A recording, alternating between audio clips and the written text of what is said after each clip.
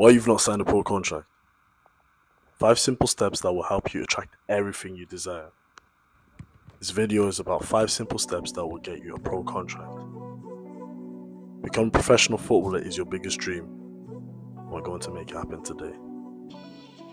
The problem is, you don't know how to get there, and that's what's been holding you back. There's that famous saying, you don't know what you don't know. And this is what I'm going to break everything down for you.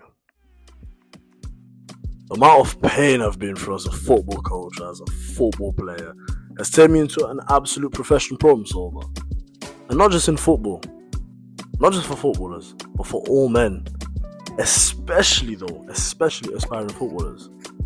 I've connected with top level agents, coaches, and I've gone through my UEFA coaching badges as well. With everything that I have learned in this football world and the experience that I have, which is vast, I'm in a position where I now run my own football academy. I have over 300 players under my wing, and this has changed my life forever. So let's get straight into this video, guys. Number 1, you don't work hard enough. It's so cliche. Everyone says the same things, right, in terms of working hard. What does it look like working hard? Because you may think that you're working hard because maybe you're doing one-to-one sessions, or maybe you're doing training sessions with your team, 3, maybe 4 times a week. Most of you guys, you know deep down in your hearts, you don't work hard enough. Working harder than every single person that you know. I could be going to the gym maybe twice a week, working on your uppers, maybe working on your lowers, working on your core stability, working on your balance, watching your own sessions, speaking to your gaffer, speaking to your coach, speaking to the assistant coach, for instance. If you have a video analysis, you also ask them questions about your game. Being a footballer is a 24-hour dedication. You have to be dedicated in your nutrition, in your sleep, your game understanding. Every single thing counts. Because when I'm working with players, especially here in Belgium, I see that not everyone works tremendously hard. Not everyone does. Because you guys, you got to put in your mind that you want to play at the highest level possible. You guys want to compete with players that are playing in the first division. You want to compete with players that are playing under 18, under 23s if you are 16, 17, 18 years old. Now, if these guys are training every single day and you're not training every single day, what are the chances of you actually making it? Let's be realistic, guys. Number 2, scarcity mentality. Your mindset has to match your work ethic. I see this a lot. And we're always going to reference back to Belgium, or for instance, when I worked in Manchester. A lot of players are good, but their mindset isn't good enough. I know players, for instance, that are so good technically, but when it comes to your nutrition, your sleep, even speaking with conviction, it's not there. I have players who think that they have the correct mindset until the coach doesn't play you. What's your reaction like? So many players, they go AWOL. They get so angry and then they get rude, they get aggressive. The coach is going to look, he's going to think, nah, no wonder why he's not playing. Not every coach is going to put their arm around your shoulder and tell you exactly what you need to do. As a player, you've got to have the mindset of, right, what can I actually do? How can you, as a player, fix your mentality in terms of your application, in terms of your work ethic, in terms of genuine belief that you can make it? You can't just perform when it's nice and sunny outside during the summertime, pre-season, when you're going to Spain, maybe you're on a treadmill, or you have these group sessions where everyone's coming in, you have 15, 16 players training together, and that's when you feel like, yeah, okay, this guy is good, so I'm going to train well as well. No, you have to train well even when the players are not good. I've given advice to so many players. For instance, you have a really, really top player and really average players. When you're doing a possession drill or you're having a little mini game and those players are not up to your standards, what can you do as a player to help them?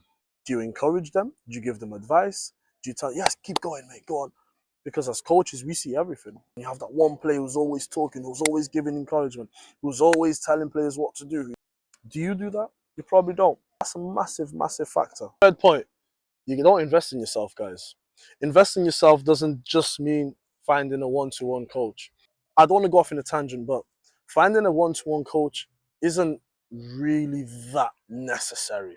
But let's look at it this way. If you're already playing the team and maybe once a week or twice, 3 times a month, you need to invest in a one-to-one coach. By all means, go for it. Do you even know exactly what you need to work on?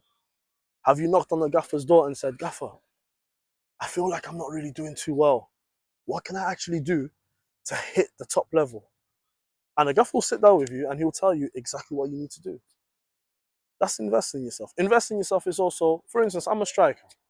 As a striker, am I watching people like Harry Kane, Lewandowski, Haaland, Aguero, videos of strikers that are playing in my league?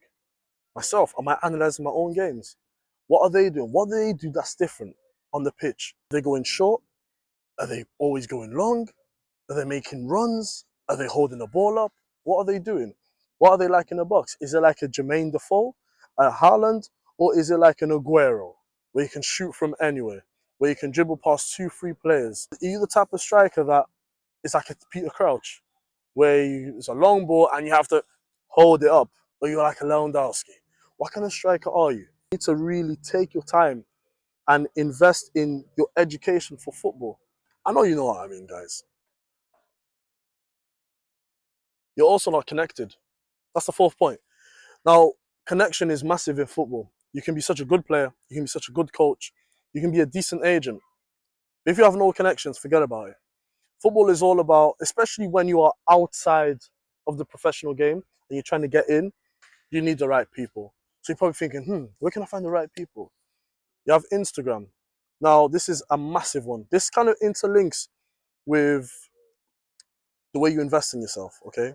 So for instance, let's say you have your Instagram page, but your profile picture or your name on Instagram is Baller247, and you got videos of yourself, or maybe you don't have any videos of yourself, your name is Baller247, it's a blank picture. You're not really going to be able to connect with a coach or an agent or a scout if you're going to DM them and ask them to connect. Are you, realistically? So this is a little challenge for you guys. You're a player, whatever level you play, whether it's semi-pro, professional, amateur level, just turn your Instagram into a professional football page, a professional Instagram where you have your profile picture on a football pitch. You are playing, or maybe you're standing there like that. You know them pictures there? You know exactly what I'm talking about. And then you have your actual photos, your posts, where you're passing the ball, maybe you're in training. So it looks a little bit more professional. Not even a little bit more, it looks professional. Because a lot of players will DM me, will message me. I've mentioned this on TikTok so many times. You have a blank picture, you have a false name, you have no videos, but you're telling me to give you an opportunity. It's not going to happen, is it? Do you know what I mean? So really, really think about that, guys. Now, this is the last point. You got to speak life into your career, into your, let's say, into your life in general. Now, I know so many players that when they have a bad performance, they have a bad game, they're going through a bad period, they lock themselves into a dark room, speaking so negatively about themselves, speaking so negatively about their careers. Oh, I'm not that good. Oh, these coaches are so bad. My players are my teammates are not good enough. My teammates are this, my teammates are that. Guys, that is such a negative way of talking. And it's a negative mindset. When you operate in abundance, you don't look at the negatives, or you look at the negatives and you find positives within them. It's like this old saying in football, especially in the British football, make a bad pass look good by being on your toes. So being on your toes, let's look at it as you're just a natural, abundant guy. You never speak bad about yourself. It doesn't matter how or what the circumstances are. You always got to be positive. You always got to look at things on the bright side of life, but be realistic. You got to be real with yourself. And you got to speak life. Speak good stuff. Speak positivity. I can make it. I will make it. But you don't just speak it, you also do. Do you know what I mean? Because that feedback then is going to be like, right, okay, I've analyzed my life introspectively. I've looked at my career. I've looked at where I'm at. I looked at where I need to get to. Right, okay, we got a mountain to climb, but we're going to do it. I need to invest in the right coaches. You see, if I find right coaches, I find good scouts, agents. I fix my Instagram, my LinkedIn, the social media platform where it's going to help me and make me look good.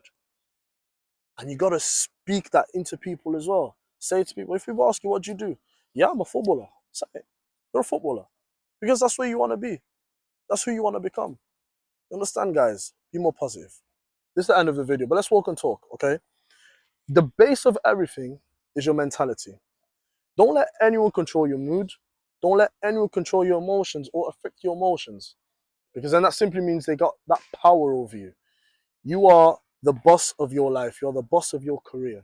You've also got to put in mind that it doesn't matter if you're working hard or if you're not working hard, if you've got a team, if you ain't got a team, if you want to continue playing football, if you want to quit, nobody actually cares. I'm going to show you guys a little something. There's a few guys that are actually here right now. They're training. You're going to see them running. Do you think that people on social media actually care? No, they don't. No one cares. When I decided to quit football, who cared? Nobody. People are going to say, oh, yeah. Nobody cares. So if nobody cares, the only person who should care is you. Do you know what I mean, guys? Now, last thing, you are in a position where you want to play for Real Madrid, for Chelsea, for Arsenal, for Tottenham. You want to play in Championship. You want to play League One. You want to play Ligue 1. You want to play La Liga.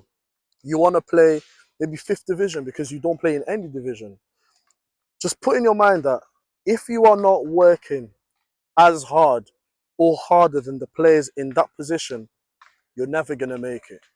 I'm not here to sugarcoat. I'm not here to pretend. I'm here to talk about absolute facts. I wanted to make it as a pro. Why didn't I make it?